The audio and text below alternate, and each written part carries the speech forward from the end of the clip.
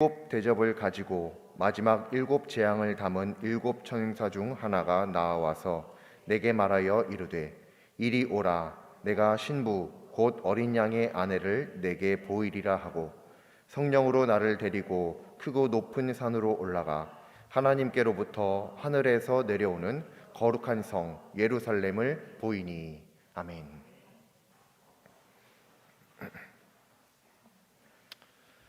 결혼은 한 남자와 한 여자가 서로 사랑해서 한 가정을 이루는 매우 귀중한 언약입니다. 그래서 그리스도인에게 있어서 이 결혼이라고 하는 것은 매우 의미가 있는 일이죠. 사실 그리스도인에게 뿐만 아니라 결혼은 하나님을 믿지 않는 사람들에게도 매우 소중한 일입니다. 매우 기쁜 날이고 특별한 날입니다. 특별히 결혼할 때 이 결혼식이라고 하는 예식을 거치게 되는데, 이 결혼식에 단연 돋보이는 한 사람이 있죠. 그 한 사람이 바로 신부입니다. 역시 어디나 이 이야기를 하면 누구도 신랑을 얘기하지 않습니다. 무조건 신부만 이야기하죠. 신랑과 신부 뭐 이런 것도 없습니다. 무조건 그냥 신부. 맞습니다. 신부가 아니라 신랑도 태어나서 한 번, 뭐 요즘에는 두 번, 세 번도 할 수는 있다지만 어쨌든 그런 특별한 경우를 제외하고는 한 번, 태어나서 딱 한 번 겪는 아주 기쁜 경사스러운 날이죠. 그래서 최대한 단장하고 예쁘게 꾸민다고 꾸미는 게 신랑도 동일합니다. 그런데 실제로 결혼식의 주인공이라고 얘기하면 신부를 이야기하죠. 신부가 얼마나 아름다운 모습으로 그 결혼식에 등장하는지 모든 사람들이 궁금해하고 또 궁금해합니다. 자, 그런데 성경에도 이 아름다운 신부가 등장을 합니다. 아마 잘 아실 텐데요. 어느 정도만 신앙생활을 하면 하나님은 신랑이시고 또 신부라고 한다면 그리스도인을 신부라고 말한다 라고 하는 사실 많이 이야기하게 되고 또 듣게 됩니다. 오늘 하나님의 말씀에도 신부가 등장합니다. 그렇다면 이 신부는 과연 누구일까요? 우리가 잘 알고 믿는 그대로 정말 그리스도인을 이야기하는 것일까요? 오늘 하나님의 말씀을 보면 신부보다 한 천사가 더 먼저 등장을 합니다. 그리고 천사는 나에게 말을 합니다. 여기에서 말하는 이 말씀 속에서 나는 사도 요한을 가리키는 말입니다. 즉, 한 천사가 이 요한에게 말을 하는데 그 내용은 이리 와라. 즉 천사가 신부 곧 어린 양의 아내를 너에게 보여주겠다라고 말을 하는 것이죠. 이렇게 말을 하면서 오늘 말씀의 제목인 신부 곧 하나님의 아내가 등장하게 됩니다. 이렇게 9절 말씀이 끝나게 되고 10절 말씀으로 이어집니다. 천사가 요한을 성령으로 데리고 크고 높은 산으로 올라가죠. 그리고 분명히 9절 말씀에서 너에게 신부를 보여주겠다라고 이야기를 했는데 10절 말씀에서 시작됐는데 이 요한을 데리고 가서 무엇을 보여주냐면 하나님으로부터 하늘에서 내려오는 거룩한 성 예루살렘을 보여주는 것이 10절 말씀입니다. 그리스도인 대다수는요, 신부라고 한다면요 자기 자신을 생각합니다. 왜? 하나님께서 분명히 성경을 통해서 말씀하셨거든요. 하나님은 신랑이시고 그 하나님을 믿고 따르는 하나님의 모든 자녀들이 다 신부이다라고 기록이 되어져 있기 때문에 그렇죠. 네, 맞습니다. 성경이 분명히 그렇게 말씀하시기 때문에 그 말씀이 정확한 진리입니다. 그렇다면 오늘 하나님께서 말씀하시는 이 말씀은 도대체 무슨 말씀일까요? 우리가 알고 있는 기본 지식대로라고 한다면 하나님은 신랑 그리고 나는 신부여야 함, 이 틀림이 없을 텐데 오늘 이 말씀을 보면 9절 말씀에 신부를 보여준다라고 해놓고 10절 말씀에 가서 거룩한 성 예루살렘을 보이니라, 예루살렘을 보여줬단 말이죠. 신부를 보여준다고 해놓고 예루살렘을 보여줬다는 거예요. 이상하다. 분명 다른 성경을 통해서 하나님께서 말씀하시기로는 내가 신부여야 함이 마땅한데 왜 여기에는 그렇게 기록되지 않은 것일까? 혹여 어떤 사람은 이렇게 생각을 할 수도 있겠습니다. 혹시 하나님께서 한 입 가지고 두 가지 말씀을 하시는 것인가? 여기서 아주 중요한 사실을 우리가 놓치면 안 됩니다. 그것은 무엇이냐면 성경은 하나님의 말씀으로서 오류가 전혀 그리고 절대로 있을 수 없다라는 믿음입니다. 성경에는 오류가 전혀 그리고 절대로 없음을 믿으시길 바랍니다. 우리 모두가 분명히 그 사실을 믿어야 됩니다. 성경에는 오류가 없습니다. 하나님의 말씀에는 1.1억이라도 오류가 있을 수가 존재할 수가 없는 것이죠. 그럼 한번 생각을 해보죠. 성경에는 이런 이야기도 있고 저런 이야기도 있고 때때로 우리들의 생각 속에서 이 하나님의 말씀이 무언가 이상하다라고 여겨지는 그런 순간이 올 때 하나님의 말씀인 성경에 오류가 없다라고 하는 믿음을 가지고 있는 사람과 혹시라도 그래도 사람이 옮겨 썼으니 오류가 있을 수 있겠거니라고 생각하는 그 사람의 반응이 어떻게 달라질 것인가 우리가 한번 생각을 해볼 수 있겠죠. 무슨 말인고 하니 하나님의 말씀에 1.1핵도 오류가 없다라고 분명히 믿는 그 사람은 내가 이해 안 되는 어찌 보면 오늘 말씀과 같이 하나님께서 한 입 가지고 두 말씀을 하시는 것과 같이 보여질 때 그때 하나님께서 이상하신 분이네 라고 생각하고 넘어가는 게 아니라 하나님의 말씀에 오류가 없는 것이 내 믿음인데 내가 보기에 오류가 있는 것처럼 보이니 혹시 내가 하나님의 말씀을 아직 깨닫는데 부족한 점이 있는 것이 아닌가 이것 즉 자기 자신을 돌아보게 된다라고 하는 것입니다. 성경 말씀에 좋은 말씀뿐만 아니라 때때로는요 내가 이해할 수 없는 말씀도 나를 돌아보게 하는 능력이 있는 것 그것이 성경 말씀이 가진 위력이고 능력인 줄 믿으시기 바랍니다. 그것이 하나님의 말씀이 부족함이 없다, 오류가 없다라고 믿는 믿음을 가진 사람이 보여주는 모습이라는 것입니다.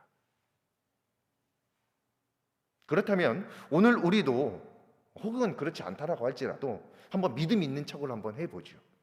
그리고 오늘 이 말씀 속에서 하나님께서 분명히 신부를 보여준다라고 말씀하시고 예루살렘을 보여주셨는데 우리가 알고 있는 내가 신부다라고 하는 그것과 이것이 어떤 연관성이 있는지 한번 풀어가 보도록 하겠습니다. 오늘 이 하나님의 말씀을 통해서 우리가 어떤 오해도 없어야 할 것인데 그러한 의미에서 오늘 하나님의 말씀을 다시 한번 보겠습니다. 먼저 초점을 맞춰볼 게 있는데 바로 천사입니다. 오늘 이 말씀 속에서 우리가 천사를 한번 보겠습니다. 이 천사가 요한에게 신부 곧 어린 양의 아내를 보여주겠다라고 하면서 거룩한 성 예루살렘을 보여주죠. 그 천사가 어떤 천사인지를 한번 잘 보셔야 됩니다. 첫 번째 우리가 주목해 볼 점입니다. 이 천사가 도대체 어떤 천사냐? 오늘 말씀 9절 말씀인데 이 천사를 어떤 천사라고 표현을 하는지 한번 보세요. 7 대접을 가지고 마지막 7 재앙을 담은 7 천사, 그 7 천사 중 하나가 나와서 요한에게 말을 하는 겁니다. 이 천사가 어떤 천사라고요? 7 재앙을 가지고 있었던 천사란 말이죠. 7 재앙을 이 땅 가운데 일으켰던 천사라고 하는 거예요. 즉 사람들이 볼 때 다른 어떤 지식이 없는 상태에서 딱 이 7 천사를 보게 되면 어떤 생각이 들까요? 오늘 말씀에도 그렇습니다. 천사라고 하면 우리들도 우러러 보일 수 있을 만한 존재이죠. 영적인 존재이니만큼 말이죠. 그런데 이 천사를 좋게 표현할 방법이 과연 없었을까요? 예를 들면 휘황찬란한 천사, 아름다운 천사, 거룩한 천사 이런 표현 방법이 분명히 있었을 것입니다. 그럼에도 불구하고 이 천사를 재앙을 가지고 오는 천사로 분명히 표현을 하고 있다는 것, 우리가 이 점을 굉장히 눈여겨보아야 할 것입니다. 왜냐하면 이 천사는 7 천사들 중에서 어떤 천사가 있었냐면 마지막 7번째 천사 같은 경우 어떤 일을 했냐면 7대접의 재앙이 담겨 있었는데 이 재앙을 땅에 쏟아버립니다. 재앙을 쏟아버렸으니 이 땅 가운데 당연히 재앙이 일어나겠죠. 그 재앙이 일어날 때 그 재앙 7번째 재앙이 무엇이었냐면 큰 성 바벨론이 멸망하는 것이었습니다. 그 말씀이 오늘 우리가 읽지는 않았지만 16장 19절 말씀에 보면 나와 있습니다. 나중에 한번 찾아보시면 그 말씀이 어떤 말씀이신지 분명히 아실 것입니다. 큰 성이 세 갈래로 갈라지고 만국의 성들도 무너지니 큰 성 바벨론이 하나님 앞에 기억하신 바 되어 그의 맹렬한 진노의 포도주 잔을 받으매. 아멘. 이 말씀이 16장 19절 말씀입니다. 즉 그때 7번째 이 천사는 큰 성 바벨론을 멸망시킨 천사라고 하는 거죠. 그런데 이 큰 성 바벨론을 멸망시킨 이 천사, 그때 그런 일들을 했던 그 천사들 중 한 천사가 이번에는 거룩한 성 예루살렘을 보여준다라고 하는 거예요.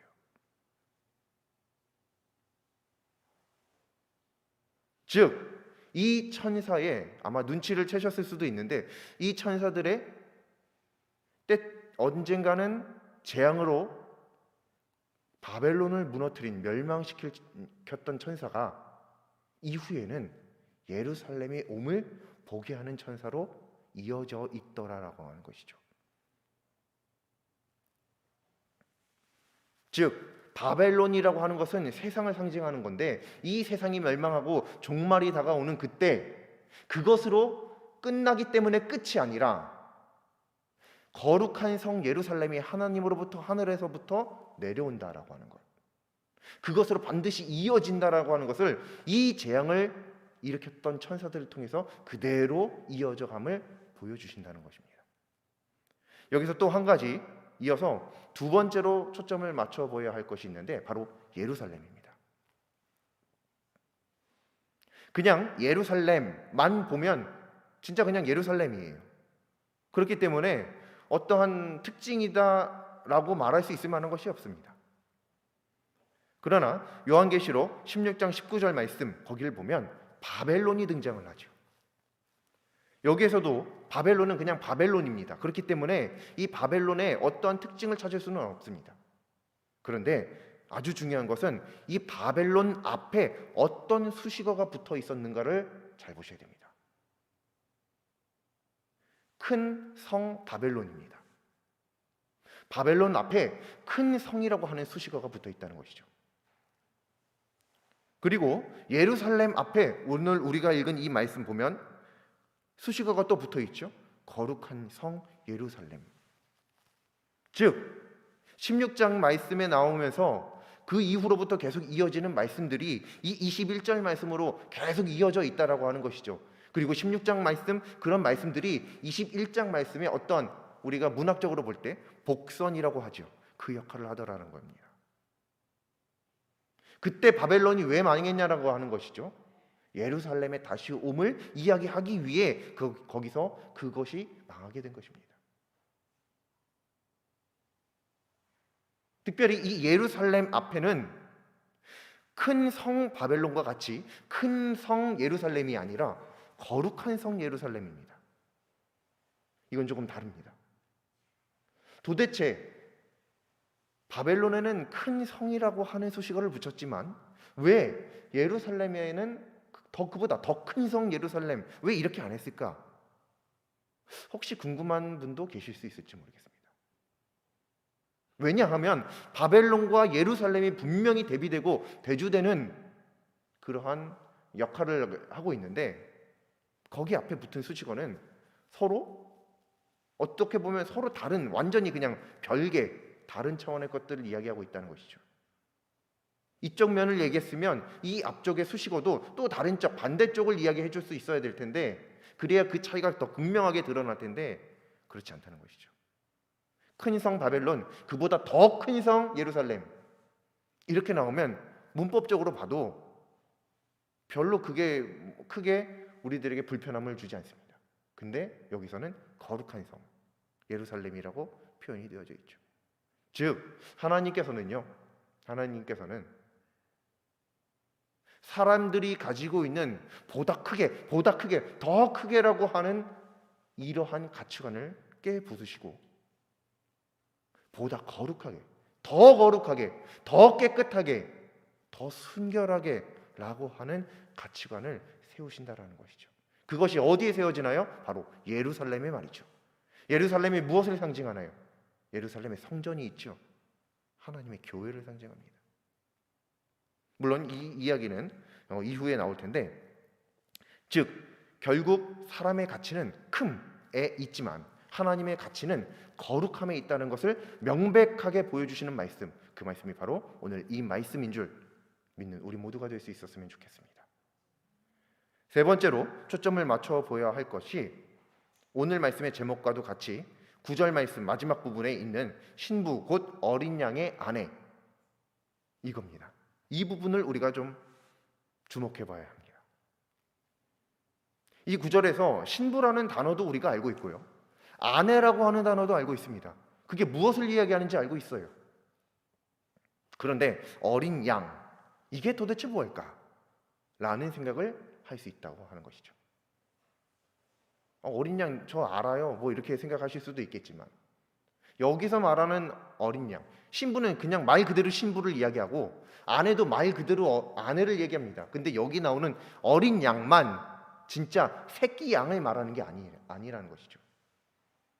만약 문법적으로만 본다고 해도 여기 나와 있는 어린 양이 정말 새끼 양을 이야기하는 것이라고 한다면 신부 곧 어린 양의 아내가 아니라 새끼 양의 암컷, 뭐 이렇게 얘기를 표현을 해야 되겠죠. 신부 아내라고 새끼 양의 그 여성 명사를 대명사라고 해야 되나요? 그거를 신부라고 아내라고 표현하지 않지요. 암컷이라고 분명히 표현합니다. 짐승은, 동물은 말이죠. 그러니까 문맥적으로만 봐도 분명히 이 어린 양은 새끼 양이 아닙니다. 그럼 도대체 이 어린 양이 무엇이냐? 물론 하나님을 잘 믿는 사람들은 직감적으로 이 어린 양이 무엇을 의미하는지 압니다. 바로 예수님을 의미하는 것이죠. 그리고 이 요한계시록을 쓴 사도 요한은요, 다른 성경을 쓰기도 했습니다. 여러 가지 성경을 썼지만 그 중에 하나, 요한복음도 썼죠. 그 요한복음 첫 장 1장 29절 말씀을 보면 우리가 매우 잘 아는 말씀이 나옵니다. 이튿날 요한이 예수께서 자기에게 나아오심을 보고 이르되 보라, 세상 죄를 지고 가는 하나님의 어린 양이로다. 아멘. 예수님을 보고요. 심지어 여기에서 이 말을 한 당사자는 세례 요한입니다. 또 세례 요한이 말하고 그걸 사도 요한이 기록하고 그걸 또 요한계시록에 기록하면서 이 어린 양이 예수님이다라고 하는 사실을 분명하게 보여주고 있다라고 하는 매우 놀라운 연결고리가 여기 바로 있습니다. 이 말씀을 근거로 성경에서는 이 어린 양은 명백하게 예수님을 가리키는 것이다 라고 확언할 수 있습니다. 이제 다시 오늘 하나님의 말씀으로 돌아오겠습니다. 9절 말씀에 있는 신부 곧 어린 양의 아내라고 하는 것은 바로 예수님의 신부, 예수님의 아내를 가리키는 말. 왜냐하면 어린 양이 예수님이니까요. 즉 예수님의 신부, 예수님의 아내를 가리키는 말이다. 이것이 분명해졌습니다. 그런데 예수님은 우리가 잘 알고 믿는 바와 같이 실제로 결혼을 하신 적이 없거든요. 예수님은 신부가 없었습니다. 예수님에게는 아내가 없습니다. 그러면 어린 양의 신부, 어린 양의 아내, 무엇을 말하는가? 특별히 오늘 말씀에서는 그렇게 말하고 예루살렘을 보여줬는데 이게 도대체 어떻게 된 일이냐? 이제부터 본격적으로 풀어지기 시작합니다.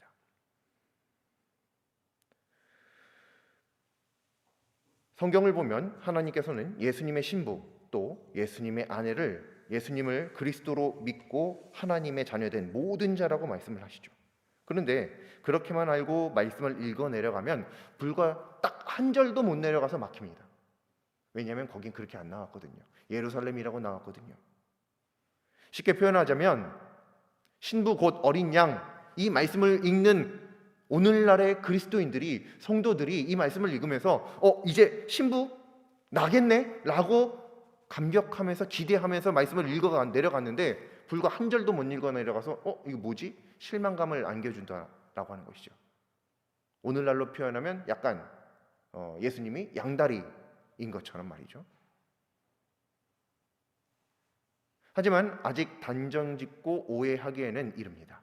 왜냐하면 거룩한 성 예루살렘이 세 가지 같은 의미를 가지고 있기 때문에 그렇습니다. 여기서 세 가지의 의미라고 말하지 않고 세 가지 같은 의미, 같은이라고 하는 표현을 사용한 것 주목해 주시면 좋겠습니다. 왜냐하면 세 가지처럼 보이나 결국에는 한 가지이기 때문에 그렇습니다. 먼저 한 가지는 그리스도인이라면요 쉽게 눈치챌 수 있습니다. 하나님께로부터 하늘에서 내려온다라고 하는 표현이 있죠. 예루살렘, 이 거룩한 성 예루살렘이 하나님께로부터 하늘에서부터 내려온다.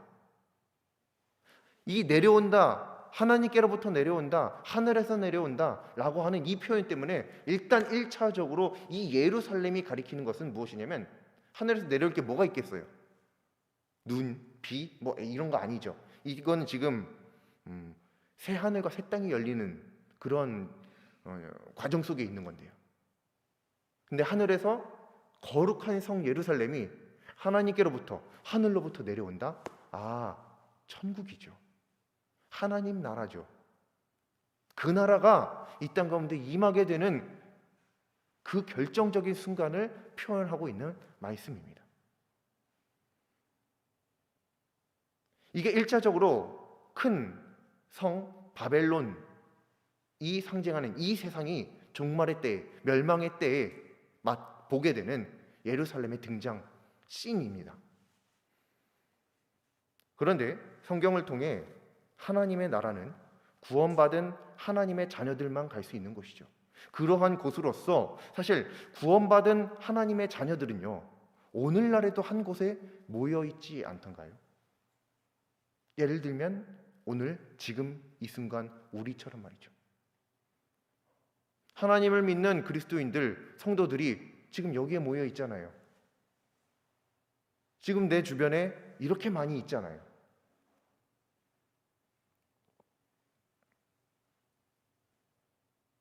두 번째 상징은 바로 교회입니다.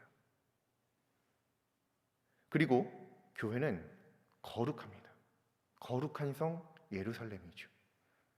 하지만 이 현실에서의 교회는 온갖 부정과 부패가 만연해 있는 곳입니다. 또 하지만 거룩한 성 예루살렘이 내려온다라고 하는 것은요 이 세상의 어떤 부정과 부패 그리고 불완전한 교회와는 다른 어떤 온전한 교회가 도래할 것임을 의미하고 있다는 것입니다. 그리고 세 번째 상징으로서 성경 말씀은 바로 그 교회를 그리스도의 몸으로 표현하고 있다는 것이죠. 그리고 그리스도는 예수님은 교회의 머리 되신다라고 머리이시라고 분명히 가르쳐주고 있죠. 그리고 또 다른 성경들을 보면 하나님께서 분명히 너희가 하나님의 성전인 것을 알지 못하느냐라고 말씀하시죠. 너희 몸이 하나님의 거룩한 성전인 것을 알지 못하느냐.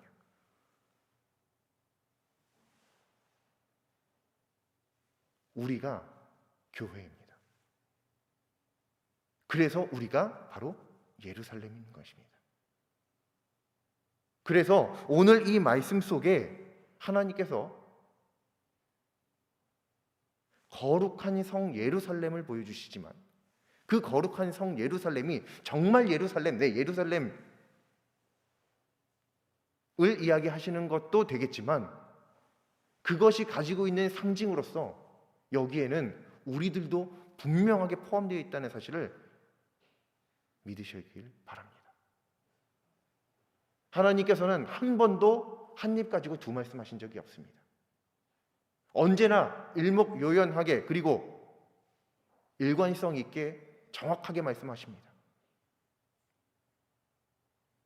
우리가 예수님의 신부라고 말이죠.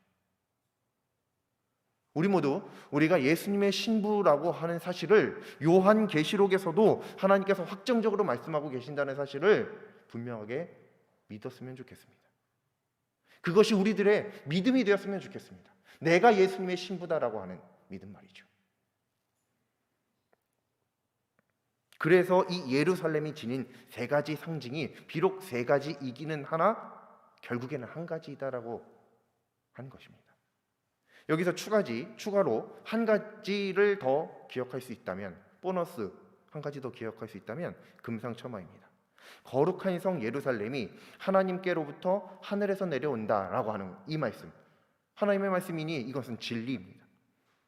왜냐하면 거룩한 성 예루살렘이 하나님께로부터 하늘에서 내려온다라고 한다면 한번 그냥 상식적으로 그냥 문맥만 가지고 생각했을 때 하늘에서 하나님께로부터 내려온다라고 한다면 그 예루살렘이 지금 현재 어디에 있어야 되겠느냐라고 하는 것입니다. 그 예루살렘이 내려오려면 위에 있어야 되겠죠. 하늘로부터 내려오는 거니까 어디예요? 하늘에 있어야 되겠죠. 하늘에 있어야 내려오니까요. 땅에 있는 게 올라갔다가 다시 내려오고 이런 게 아니잖아요, 지금. 이 말씀이 굉장한 우리들에게 감동을 주는 말씀입니다. 무슨 말인고 하니 이 거룩한 성 예루살렘이 교회를 상징하고 예수님의 신부된 우리들을 상징하는 것인데, 저 천국을 상징하는 것인데, 생각해 보면 천국은 이미 하늘에 있고 이미 하나님 나라이니 이해가 될 수 있지만 교회는 아니거든요. 지금 나는 천국에 없거든요. 하늘에 없거든요. 우리 교회는 지금 여기에 있거든요. 근데 그게 하늘에서 내려온다. 이게 도대체 무슨 말이냐? 무슨 말이냐면 하나님께서 결국에는 이 땅에 있는 것들을 이미 하나님 나라에 있는 것처럼 여겨주신다라고 하는 것을 말씀하시는 것입니다. 즉 우리는 거룩하지 못하나 거룩한 자로 인정해 주신다라고 하는 말씀이고, 교회는 비록 불완전하나 완전한 교회, 즉 천국과 같이 여겨주신다라고 하는 그런 놀라운 진리의 말씀이다라고 하는 것입니다. 이 말씀 우리가 분명하게 기억했으면 좋겠습니다. 비록 죄가 크나 교회의 본 소속은 천국, 하늘입니다. 구원받은 자의 본 소속은 명백하게 천국입니다. 이 놀라운 진리를 오늘 하나님의 말씀을 통해서 굳게 믿는 우리 모두가 되기를 소망합니다. 신부 곧 어린 양의 아내는 존재합니다. 이에 당연히 신랑도 존재합니다. 신랑이신 우리 하나님, 우리 예수님께서 신부 곧 아내를 부르시는 날은 반드시 올 것입니다. 분명히 기억하셔야 됩니다. 요한계시록은 바로 그 날을 기다리는 자들을 위한 소망과 감사의 말씀이라는 사실 말이죠. 그래서 하나님께로부터 하늘에서 거룩한 성 예루살렘이 내려올 때 교회가 교회되고 성도가 성도 될 것입니다. 또 온전하게 될 것입니다. 그리고 하나님께서는 이미 온전하다라고 칭해주고 계십니다. 하나님의 가치는 큼에 있지 않고 거룩함에 있습니다. 그 날을 소망으로 기다리면서 큼이 아니라 거룩함을 지켜 살아가는 교회와 성도 우리 모두가 되기를 소망합니다. 기도드리겠습니다. 다시 오실 하나님, 하나님께서 다시 오실 것을 굳게 믿습니다. 다시 오실 그 날을 소망으로 기다리는 저희 모두가 되게 하여 주시옵소서. 다만 기다리는 가운데 커지려 하기보다 거룩해지려 하는 교회와 성도가 바로 저희가 되기를 기도합니다. 죄 많은 저희를 용납하여 주시사 온전케 하여 주시는 하나님을 체험하는 저희 모두가 되게 하여 주시옵소서. 예수님의 이름으로 기도드립니다. 아멘.